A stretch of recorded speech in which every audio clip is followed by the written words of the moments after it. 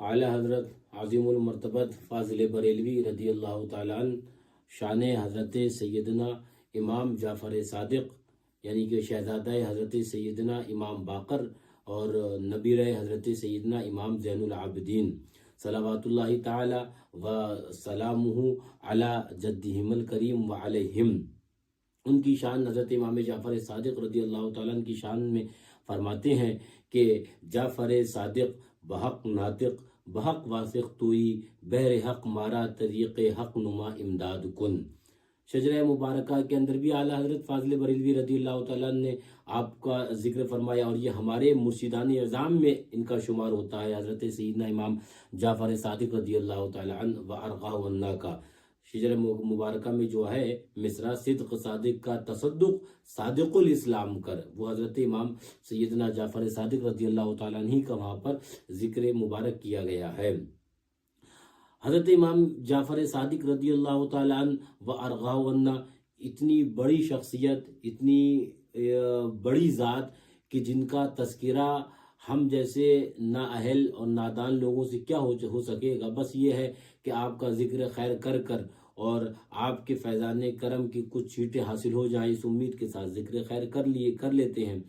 طبقات کے اندر حضرت امام ذہبی نے ایک حوالہ نقل کیا، فرماتے ہیں کہ امام اعظم ابو حنیفہ رضی اللہ تعالیٰ عنہ یعنی کہ جو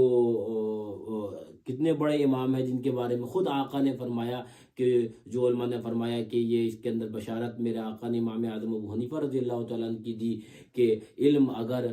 وہ ثریا ستارے کے پاس ہوتا، لو کان العلم عند الثریا لتناولہ رجال من ابناء فارس، تو اگر علم ثریا ستارے کے پاس بھی ہوتا تو فارس کے کچھ لوگ وہاں سے بھی لے آتے۔ علماء فرماتے ہیں اس سے مراد حضرت امام اعظم ابو حنیفہ رضی اللہ تعالیٰ عنہ کی ذات والا سی بات ہے، لیکن وہی امام اعظم ابو حنیفہ رضی اللہ تعالیٰ عنہ اتنے بڑے فقیہ اعظم، اتنے بڑے محدث سبحان اللہ کہ وہ جن کے سلسلے سے پورا ایک مذہب حنفیہ چلتا ہے، وہ کیا فرماتے ہیں حضرت امام جعفر صادق رضی اللہ تعالیٰ عنہ کے تعلق سے؟ طبقات کے اندر امام ذہبی نے اس کو نقل کیا، فرماتے ہیں ما رأیت احدا افقہ من جعفر بن محمد، حضرت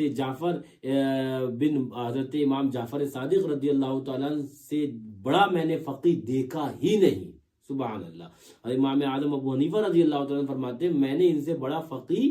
دیکھا ہی نہیں، وہ شان حضرت امام جعفر صادق رضی اللہ تعالیٰ عنہ کی۔ تو ہم جیسے کم علم نادان ان کی شان کیا، بلکہ ان کا ذکر کر کر اور ان کے ذکر سے کچھ فیوز و برکات حاصل کر لیں۔ اعلیٰ حضرت فاضل بریلوی رضی اللہ تعالیٰ عنہ نے ایک حوالہ نقل کیا فتاوی رضویہ شریف میں، اعلیٰ حضرت فرماتے ہیں کہ ابن قتیبہ، پھر ابن خلقان، پھر امام دمیری، پھر علامہ زرقانی شرح مواہب اللدنیہ میں فرماتے ہیں کہ الجفر جلد کتبہ جعفر الصادق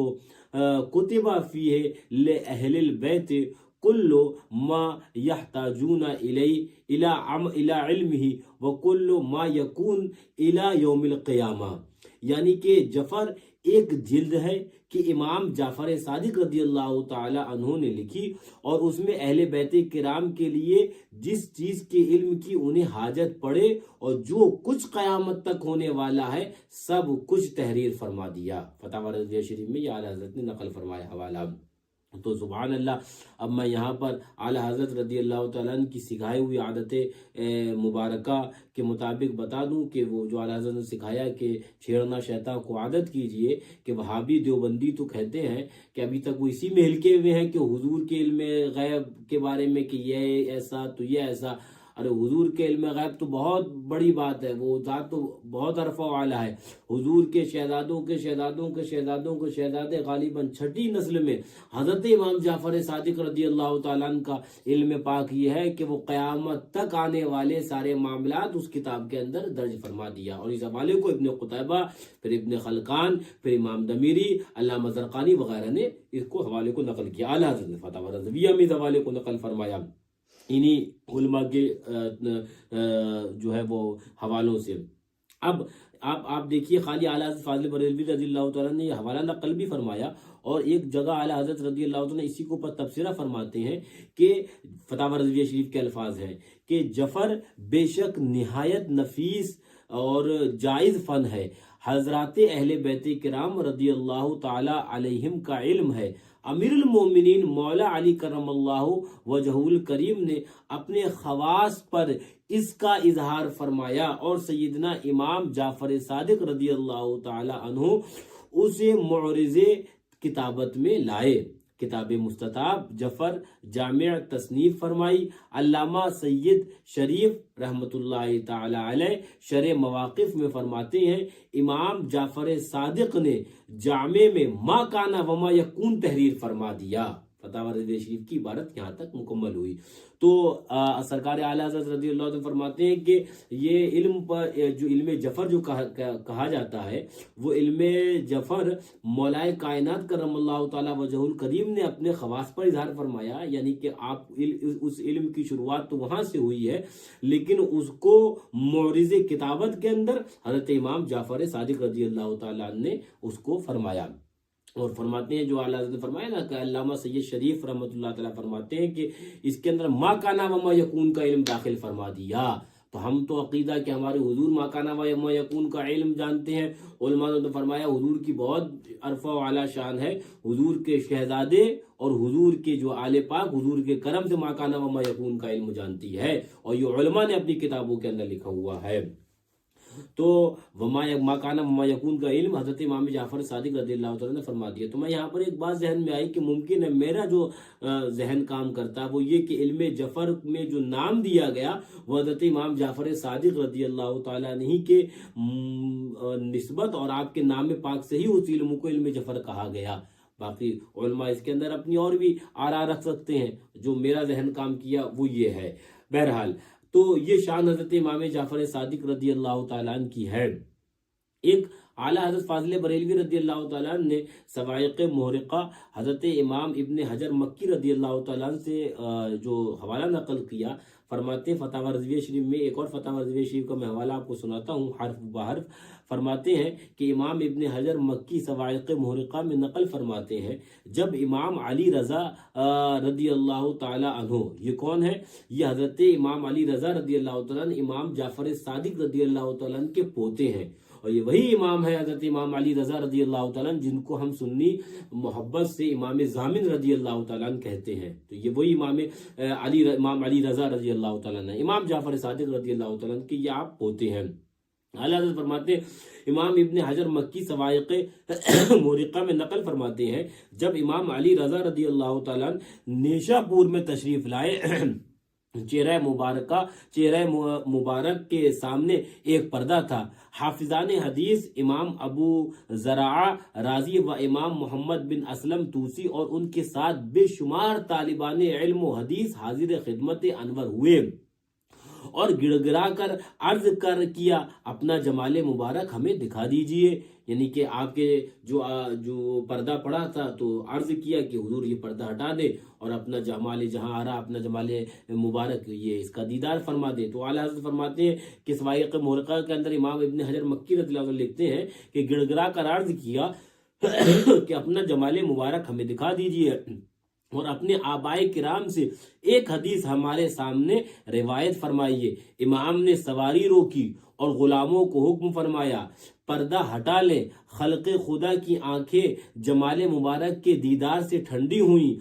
دو گیسو شانہ مبارک پر لٹک رہے تھے، سبحان اللہ، دو گیسو شانہ مبارک پر لٹک رہے تھے۔ پردہ ہٹتے ہی خلق خدا کی وہ حالت ہوئی کہ کوئی چلاتا ہے، کوئی روتا ہے، کوئی خاک پر لوٹتا ہے، کوئی سواری مقدس کا سم چومتا ہے۔ یہ اعلیٰ حضرت نقل فرمانے فتاوی رضویہ شریف میں امام ابن حجر مکی رضی اللہ تعالیٰ عنہ کے حوالے سے کہ جب حضرت امام علی رضا رضی اللہ تعالیٰ عنہ نے اپنا پردہ ہٹایا تو فرماتے ہیں، پھر سے الفاظ سنیے، اللہ اکبر، کہ پردہ ہٹتے ہی خلق خدا کی وہ حالت ہوئی کہ کوئی چلاتا ہے، کوئی روتا ہے، کوئی خاک پر لوٹتا ہے، کوئی سواری مقدس کا سم چومتا ہے، سبحان اللہ۔ اتنے میں علماء نے آواز دی، خاموش، سب خاموش ہو رہے۔ دونوں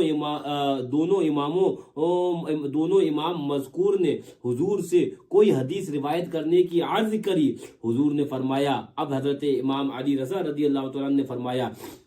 فرماتے ہیں حضور نے فرمایا حدثنی ابو موسیٰ الکاظم عن ابیہ جعفر الصادق عن ابیہ محمد الباقر عن ابیہ زین العابدین عن ابیہ الحسین عن ابیہ علی ابن ابی طالب رضی اللہ تعالی عنہم قال حدثنی حبیبی وقرۃ عینی رسول اللہ صلی اللہ تعالی علیہ وسلم قال حدثنی جبریل قال سمعت رب العزہ یقول لا الہ الا اللہ حسنی من دخل حسنی امنا من عذابی، یعنی امام، اب اس کا ترجمہ دیکھیے، امام علی رضا امام موسیٰ کاظم، وہ جعفر صادق، وہ امام محمد باقر، وہ امام زین العابدین، وہ امام حسین، وہ علی نیل مرتضی رضی اللہ تعالی عنہم سے روایت فرماتے ہیں کہ میرے پیارے، میری آنکھوں کی ٹھنڈک رسول اللہ صلی اللہ تعالی علیہ وسلم نے مجھ سے حدیث بیان فرمائی کہ ان سے جبریل نے عرض کی کہ میں نے اللہ عز و جل کو فرماتے سنا کہ لا الہ الا اللہ میرا قلعہ ہے۔ رب فرماتا لا الہ الا اللہ میرا قلعہ ہے، تو جس نے اسے کہا وہ میرے قلعے میں داخل ہوا، میرے عذاب سے امان میں رہا۔ یہ حدیث روایت اعلیٰ حضرت آگے نقل فرماتے ہیں الفاظ فتاوی رضویہ شریف کے، یہ حدیث روایت فرما کر حضور روا ہوئے، حضرت امام علی رضا رضی اللہ تعالیٰ عنہ، حضرت امام جعفر صادق رضی اللہ تعالیٰ عنہ کے پوتے یعنی نبیرے، یہ حدیث بیان فرما کر روا ہوئے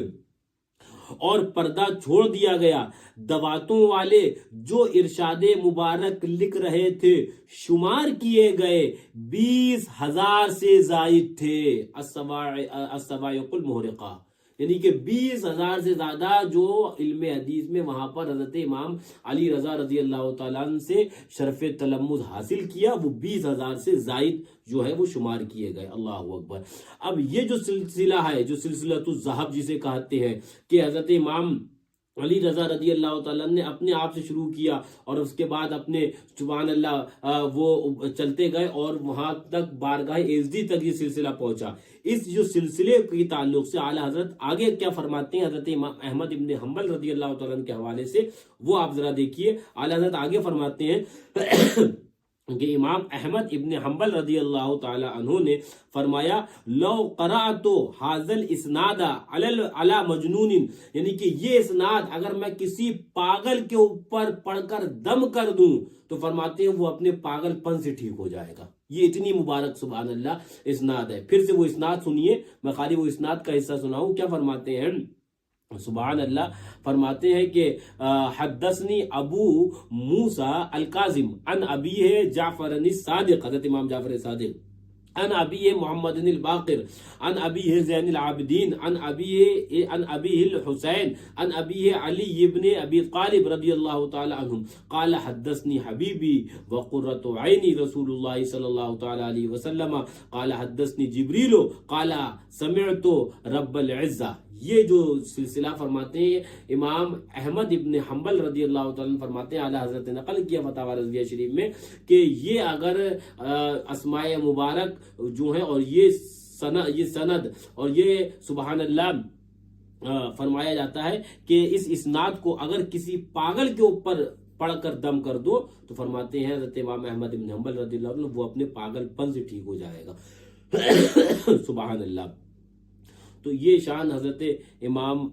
جعفر صادق رضی اللہ تعالیٰ اور اہل بیت کرام کی ہے۔ میرے ذہن میں ایک حوالہ آیا، آپ اس کو دیکھیے، فتاوی جو ہے وہ رضویہ شریف وغیرہ کے اندر بھی اعلیٰ حضرت فاضل بریلوی رضی اللہ تعالیٰ نے اس کو نقل فرمایا، اور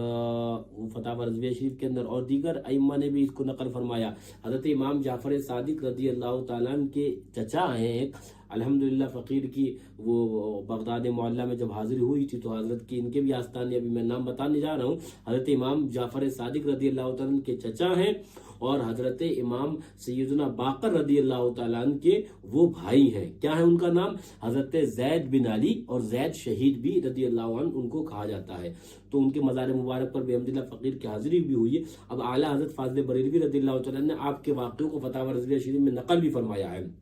وہ دیکھیے، فرماتے ہیں حضرت امام صادق رضی اللہ عنہ کے چچا حضرت سیدنا زید شہید رضی اللہ تعالیٰ عنہ، سبحان اللہ کیا مبارک ذات ہے، اور جن کو زید شہید ہی کہا جاتا ہے۔ اعلیٰ حضرت فرماتے ہیں کہ خلیفہ ہشام نے، یہ ایک ظالم وہاں کا بادشاہ گزرا ہے، اس نے شہید کرایا اور سولی دی۔ ظالموں نے حضرت کو سولی پر چڑھاتے وقت روئے مبارک قبلے کی طرف سے پھیر دیا تھا، مگر بحکم الہی وہ لکڑی جس پر ظالموں نے حضرت کو سولی پر چڑھایا تھا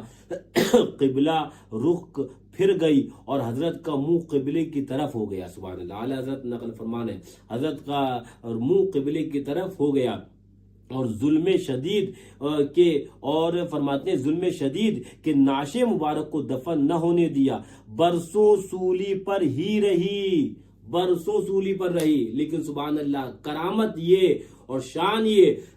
برسوں سولی پر تو رہی، لیکن سبحان اللہ نعش مبارک میں ذرہ برابر بھی فرق نہیں آیا۔ آگے دیکھیے، یہ تو یہ کرامت میں نے بیان کری اعلیٰ حضرت، اور آگے کرامت سوائق مورقہ اور جو ہے وہ اصح التواریخ کے حوالوں سے جو اعلیٰ حضرت نقل کرنا ہے وہ دیکھیے۔ فرماتے ہیں کہ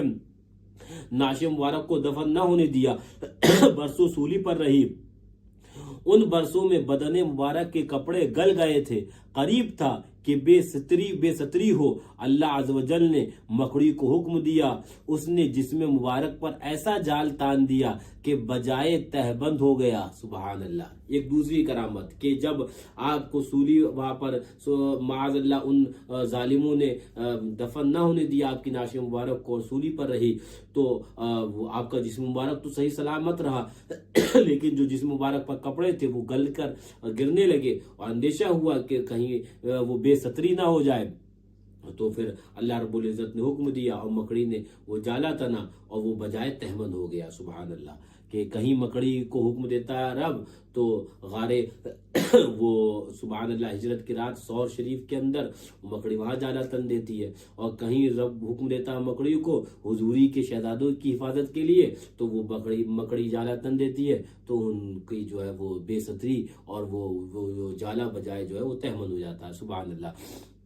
تو فرماتے ہیں اعلیٰ حضرت آگے کا فرماتے ہیں وہ دیکھیے، فرماتے ہیں بجائے تہمند ہو گیا۔ رسول اللہ صلی اللہ علیہ وسلم کو بعض صالحین نے دیکھا کہ امام مظلوم زید شہید رضی اللہ تعالی عنہ کی سولی سے پشت اقدس لگائے کھڑے ہوئے ہیں اور فرماتے ہیں کہ یہ کچھ کیا جاتا ہے میرے بیٹوں کے ساتھ۔ جب فرماتے ہیں اعلیٰ حضرت آگے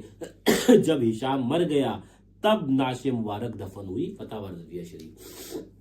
یعنی کہ میں اکثر تقریر میں کہتا ہوں کہ ظلم حضور کے خاندان پر صرف کربلا میں ختم نہیں ہو گیا، بلکہ ظلم کربلا کے بعد بھی رہا۔ یہ آپ دیکھیے، یہ کربلا کے واقعے کے بعد کا واقعہ ہے کہ حضرت امام علی مقام کے یہ نبیرے حضرت زید ابن شہید یعنی کہ پوتے ہیں، حضرت امام باقر رضی اللہ تعالیٰ عنہ کے یہ بھائی ہیں، حضرت جعفر صادق رضی اللہ تعالیٰ عنہ کے چچا ہیں۔ تو ان کے ساتھ کیا ہوا کہ وہاں کے ظالم بادشاہ نے آپ کو سولی پر چڑھایا، اور جب تک وہ مر نہیں گیا ظالم، جب تک جو ہے وہ نعش مبارک دفن نہ ہو سکی۔ اب یہاں تک تو اعلیٰ حضرت نے حوالہ نقل کیا، لیکن اب اس کے آگے سوائق مورقہ اور اصح التواریخ وغیرہ کے اندر جو آگے واقعہ ہے وہ یہ ہے کہ ایک شاعر گزرا مردود، وہ خبیث، اس نے جب حضرت زید بن شہید رضی اللہ تعالیٰ عنہ کو سولی پر چڑھایا گیا تو آپ کو شہید کیا گیا، تو اس نے شعر لکھا جس کا مطلب اس کا نام تھا حکم ابن عباسی کلبی۔ تو اس نے آپ کی جو ہے وہ شہادت کے اوپر شعر کہا جس کا معنی یہ تھا کہ ہم تمہارے زید کو کھجور کی لکڑی پر سولی دی اور ہم نے کسی ہدایت یافتہ کو کھجور کی لکڑی پر سولی دیے جاتے نہ دیکھا، کہ معاذ اللہ اس نے یہ بکواس کری اور یہ اس نے کہا کہ ہم نے ان کو کھجور کی شاخوں پر سولی دی۔ تو اگر وہ معاذ اللہ اس کا مفہوم یہ تھا اس خبیث کا کہ اگر اتنے ہی با کرامت ہوتے تو کھجور کی شاخوں پر وہ سولی کیسے دی جاتی، معاذ اللہ۔ تو یہ آج بھی وہابی دیوبندی اللہ والوں کی شان میں بکواسیں کرتے رہتے ہیں، تو یہ ان جیسے اذہان پہلے بھی رہے ہیں، انہوں نے بکواسیں کری ہیں۔ اب آگے دیکھو اصح التواریخ اور دیگر کتب کے اندر جو آگے آیا، جب اس نے یہ شعر کہا تو یہ ناپاک شعر حضرت امام جعفر صادق رضی اللہ تعالیٰ عنہ کے لیے بہت تکلیف اور آپ کا جو ہے وہ درد کا باعث بنا، آپ کو بہت تکلیف ہوئی، اور آپ نے اس وقت دعا فرمائی اللہم سلط علیہ قلبا من کلابک، اے اللہ اپنے کتوں میں سے ایک کتا اس کے اوپر مسلط فرما دے۔ روایت کرتے ہیں صحیح تواریخ کے اندر اور سوائق محرقہ کے اندر اور شواہد النبوہ کے اندر بھی اس روایت کو نقل کیا ہے، فرماتے انہی دنوں میں بنی امیہ والوں نے کلبی مردود کو کوفہ بھیجا، راستے میں ایک شیر نے، آپ نے کیا کہا تھا، اللہ اپنے کتوں میں سے ایک کتا مسلط فرما دے، تو بارگاہ ایزدی کا شیر بھی ایک کتا ہی ہے، تو راستے میں ایک شیر نے اسے پھاڑ ڈالا اور اس طرح وہ واصل بجہنم ہوا۔ حضرت امام صادق رضی اللہ تعالیٰ عنہ کو جب یہ خبر پہنچی تو سجدہ شکر فرمایا اور حمد کی کہ تمام تعریفیں اس خدائے قدوس کو جس نے ہم سے اپنا وعدہ وفا فرمایا۔ یہ اصحاح تواریخ کے اندر بھی روایت موجود ہے اور یہ سوائق محرقہ کے اندر حضرت امام ابن حجر مکی رضی اللہ تعالیٰ عنہ نے بھی نقل کیا ہے اور شواہد النبوہ کے اندر بھی یہ روایت موجود ہے۔ یہ سبحان اللہ کرامت حضرت امام جعفر صادق رضی اللہ تعالیٰ عنہ کی کہ اس کے تعلق سے فرمایا تھا اللہم سلط علیہ کلبا من کلابک، اے اللہ اس کو پر اپنے کتوں میں سے ایک کتا مسلط کر دے، تو وہ کتے ہی کی موت وہ مرا جس مردود نے وہ خبیث بکواس کری تھی۔ حضرت امام جعفر صادق رضی اللہ تعالیٰ عنہ کے تعلق سے مزید بہت سے چیزیں ہیں، میں کیا کیا ذکر کروں۔ ایک قول آپ کا نظر سے گزرا، وہ بھی شواہد النبوہ کے اندر فرماتے ہیں کہ حضرت امام جعفر صادق رضی اللہ تعالیٰ عنہ سلونی قبل ان تفقدونی فإنه لا يحدثكم احد بعدی بمثل حدیثی، فرماتے ہیں کہ اس سے پہلے کہ تم مجھے کھو دو، مجھ سے پوچھ لو، مجھ سے دریافت کر لو، اس لیے کہ میرے جیسا حدیث بیان کرنے والا پھر تمہیں ملے گا نہیں۔ یہ حضرت امام جعفر صادق رضی اللہ تعالیٰ عنہ خود اپنے لیے فرماتے ہیں، اور خود کیا فرماتے ہیں حضرت امام اعظم ابو حنیفہ رضی اللہ تعالیٰ عنہ قول میں نے ابھی آپ کو سنایا۔ حضرت امام اعظم ابو حنیفہ رضی اللہ عنہ فرماتے ہیں، کیا فرمایا کہ ما رأیت احدا افقہ من جعفر ابن محمد، یعنی کہ حضرت امام جعفر صادق رضی اللہ تعالیٰ عنہ سے بڑا فقیہ میں نے دیکھا ہی نہیں ہے۔ یہ امام اعظم ابو حنیفہ رضی اللہ تعالیٰ عنہ فرماتے ہیں۔ حضرت امام جعفر صادق رضی اللہ تعالیٰ عنہ کے بہت سے اقوال ہیں جو اگر اس کو یہاں پر بیان کیا جائے تو بات لمبی ہو جائے گی، گفتگو لمبی ہو جائے گی، طویل ہو جائے گی، لیکن ایک قول جو میں آپ کو سناؤں وہ مرآت الکونین ایک کتاب ہے معتبر، اس کتاب کے اندر اس قول کو نقل کیا گیا ہے۔ وہ قول آپ سنیے، سبحان اللہ کیا آپ نے درس دیا۔ فرماتے ہیں حضرت امام جعفر صادق رضی اللہ تعالیٰ فرماتے ہیں، جو گناہ کی ابتدا اس کی خوف سے ہو اور انتہا اس کی عذر یعنی توبہ پر ہو تو خدا تک پہنچا دیتا ہے، یعنی کہ جو گناہ ابتدا اس کی خوف سے ہو اور انتہا اس کی توبہ پر ہو تو وہ خدا تک پہنچا دیتا ہے۔ اور آگے فرماتے ہیں، اور جو عبادت کی ابتدا اس کی امن یعنی کہ بے خوف ہو جائے، عبادت کی وجہ سے امن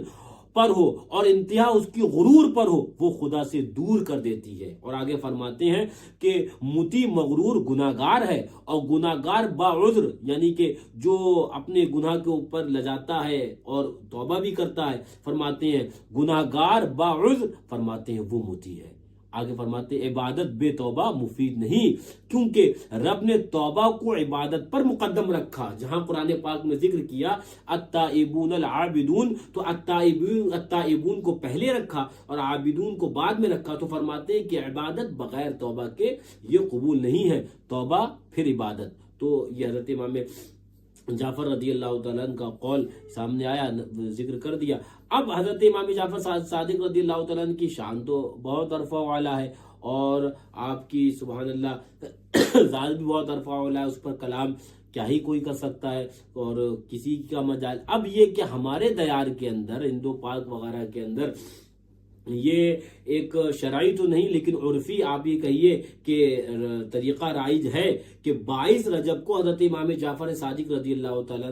کی فاتحہ دلائی جاتی ہے۔ اب یہی طریقہ ہمارے بزرگوں کی طرف سے چلا آیا۔ اب اگرچہ 15 رجب آپ کی وصال کی تاریخ ملتی ہے اور بھی اقوال ہے 15 رجب کے علاوہ، لیکن معمول جو ہے ہندو پاک کے اندر آپ کی فاتحہ کا وہ 22 رجب کو حضرت امام جعفر صادق رضی اللہ عنہ کی فاتحہ دلائی جاتی ہے اور کنڈوں پر دلائی جاتی ہے۔ اب بعض کچھ ناواقف نادان لوگ کہتے ہیں کنڈے کیوں؟ تو گدھوں تمہیں کیا پتا، مٹی کے کنڈے اور مٹی کے برتن میں تو استعمال کرنا حضور کی سنت ہے۔ یہاں تک فرمایا گیا کہ جس گھر کے اندر اگر مٹی کے برتن ہو، ملائکہ اس برتنوں کو زیارت کرنے کے لیے اس گھر کے اندر آیا کرتے ہیں، تو مٹی کے برتن تو ویسے ہی سنت ہے۔ اب اگر انسان 12 ماہ استعمال نہیں بھی کر پا رہا ہے تو یہ تو حضرت امام جعفر صادق رضی اللہ تعالیٰ عنہ کا صدقہ ہے اور ان کا سبحان اللہ کرم ہے کہ ان کی فاتحہ کے ضمن میں گھر کے اندر مٹی کے برتن بھی آ جاتے ہیں اور گھر کے اندر مٹی کے برتن کو لوگ استعمال ہی کر لیتے ہیں. تو حضور کی یوں سنت بھی عمل ہو جاتا ہے. اسٹیل اور لوہے وغیرہ کے اوپر تو یہ فرمایا گیا لوہے کے برتن پہ تو جہنمیوں کے تعلق سے فرمایا گیا. تو اگر مٹی کے برتن پہ کھانا استعمال تو اس پر اعتراض کیا ہو سکتا ہے؟ یہ تو حضور کی سنت ہے کہ مٹی کے برتن کو استعمال کرنا, تو وہ استعمال کیا جاتا ہے. یہ تو میں کہتا ہوں نا حضرت امام جعفر صادق رضی اللہ تعالیٰ عنہ کا یہ کرم کہ آپ کی فاتحہ کی وجہ سے آج بھی سنیوں کے گھر کے اندر مٹی کے برتن پائے جاتے ہیں اور آ جاتے ہیں. اگر جو نہیں ہو پاتا ہے تو وہ 22 رجب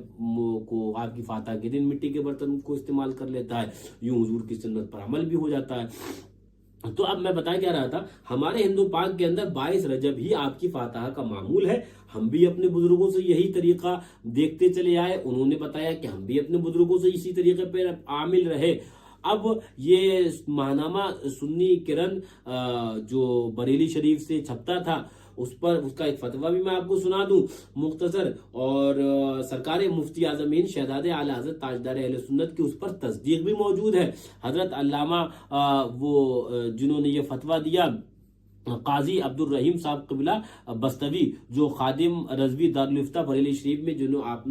عہدہ مفتی افتاء کے اوپر آپ فائز رہے, مفتی آپ وہاں کے تھے, آپ نے فتوی نویسی فرمائی. تو ماہنامہ نوری کرن میں صفحہ نمبر یہ 32 اور جنوری 1964 کے اندر میں یہ جو ماہنامہ 1964 کا آیا جنوری کا, اس کے اندر ایک ہیڈنگ لگائی 22 رجب کو, ادارے کی جانب سے ایک ہیڈنگ لگائی گئی 22 رجب کو امام جعفر صادق رضی اللہ تعالیٰ عنہ کی فاتحہ شرعاً جائز ہے, یہ ہیڈنگ لگائی. پھر اس میں ادارے کی طرف سے بہت لمبا مضمون ہے, میں مختصر اس کا بیچ کی ہیڈنگ بناؤں جو جلی حروف میں لکھا گیا. یہاں تک چیلنج یہ کیا گیا کہ اگر اسی ادارے کی طرف سے چیلنج یہ کیا گیا اگر کوئی شخص یہ ثابت کر دے کہ 22 رجب کو حضرت امام جعفر صادق رضی اللہ تعالی عنہ کی فاتحہ نہیں ہو سکتی تو اس کو 500 روپے انعام دیا جائے گا. حضور مفتی اعظم ہند رضی اللہ تعالیٰ عنہ کی اس کے اوپر تصدیق موجود ہے, نیچے جو فتویٰ ذکر کیا ہے. اب اس فتوے کا ایک اقتباس سنا دوں, حصہ سنا دوں. اس فتوے کے اندر فرمایا جاتا ہے حضرت علامہ مفتی قاضی عبد الرحیم صاحب قبلہ علیہ رحمہ ان کا یہ فتویٰ ہے. فرماتے ہیں کہ 22 رجب پور تفصیلی فتویٰ اس کا آگے کا اقتباس بتا رہا ہوں کہ 22 رجب کو امام جعفر صادق رحمۃ اللہ تعالی علیہ کی فاتحہ کرانا شرعاً جائز ہے اور دوسرے بزرگوں کی بھی فاتحہ دلانا جائز ہے کہ اصل جائز ہے اور باعث نفع و ثواب ہے. اس کے اوپر حضرت شہزادہ اعلی حضرت حضور مفتی اعظم ہند کا الجواب صحیح کے طور پر آپ کی تصدیق موجود ہے. اس کے نیچے لکھا ہوا فقیر مصطفیٰ رضا قادری غفر لہو اور پھر مہر ہے. تو یہ ہمارے بزرگوں کا معمول رہا ہے اور یہ سارے ہمارے اطراف کے اندر. اب کچھ نادان لوگ جو 22 اور اس کے اندر وہ 15 کے اندر, اچھا اس کے اندر جو سرکار مفتی اعظم ہند رضی اللہ عنہ کا جس پہ تصدیق موجود ہے اور جو آپ کے زمانے میں شائع ہوا نوری قرآن بریلی شریف سے, اس کا جو پہلی لہر سنا دوں میں آپ کو, وہ بہت اہم ہے. فرماتے ہیں کہ نوری کرن کا پہلی لائن ہے کہ وہابیہ جو ایصال ثواب کے منکر ہیں اب اہل سنت کو فریب دینے کے لیے یہ طریقہ اختیار کرتے ہیں کہ 22 رجب حضرت امام جعفر صادق رضی اللہ تعالیٰ کی نہ تاریخ ولادت ہے نہ تاریخ وفات, لہذا اس تاریخ پر فاتحہ ہی ناجائز ہے. مسلمان اس فریب میں نہ آئیں. پتہ کیا چلا, یہ 22 رجب کی فاتحہ سے ہٹانا, حضرت امام جعفر صادق رضی اللہ تعالیٰ کی جو کونوں کی فاتحہ 22 رجب کو ہوتی ہے اس سے ہٹانا, یہ کس کا طریقہ تھا؟ یہ وہابیوں کا طریقہ تھا. آج کچھ اہل سنت اور مولوی کہلانے والے اپنے آپ کو متقی اعظم وہ روش اختیار کر رہے ہیں جو وہابیوں کی ہے. دیکھیے پھر سے سرکار مفتی اعظم ہند شہزادہ اعلی حضرت رضی اللہ تعالیٰ کی زندگی میں جو رسالہ شائع ہوا جس پر آپ کی تصدیق موجود ہے, اس کے اندر کیا لکھا ہوا ہے؟ فرماتے ہیں اس میں لکھا ہوا کہ وہابیہ جو ایصال ثواب کے منکر ہیں اب اہل سنت کو فریب دینے کے لیے یہ طریقہ اختیار کرتے ہیں کہ 22 رجب کو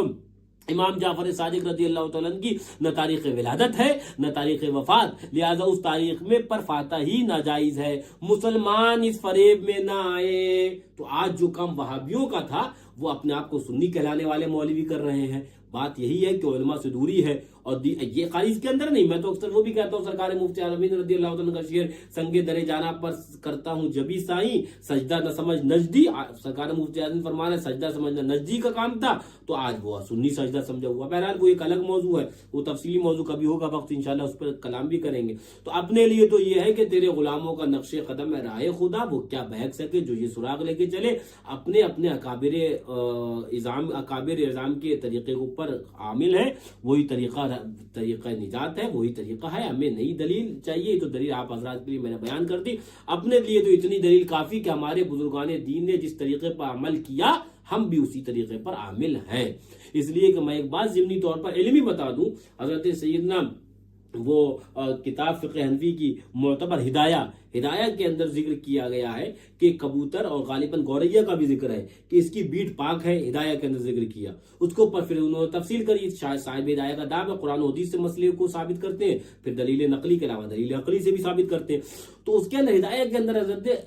صاحب ہدایہ کہتے ہیں کہ جو کبوتر اور گوریا کی جو بیٹ پاک ہے, کیوں؟ تو دلیل لاتے ہیں کہ اس لیے کہ صحابہ کرام کے دور کے اندر مسجد نبوی کے اندر یہ رہتے تھے پرندے, اور وہاں پر بیٹ ہوتی تھی. مسجد کو پاک کرنے کا حکم ہے, اگر ان کا بیٹ ناپاک ہوتا تو صحابہ کرام ضرور ان کو وہاں سے نکالتے اور مسجد کو ناپاک نہیں ہونے دیتے. صرف تو ان کا عمل دلیل مان لیا گیا. تو ہمارے لیے تو بزرگوں کا عمل خالی قابل عمل نہیں ہے, بلکہ بزرگوں کا عمل ہمارے لیے تو حجت ہے. یا صاحب ہدایہ نے ہمیں یہ بھی درس دے دیا کہ صحابہ کرام کا جو ہم نے عمل دیکھ لیا, ہم نے دلیل اس کو ہم نے یہ ثابت مان لیا کہ کبوتر کا بیٹ ہی پاک ہے,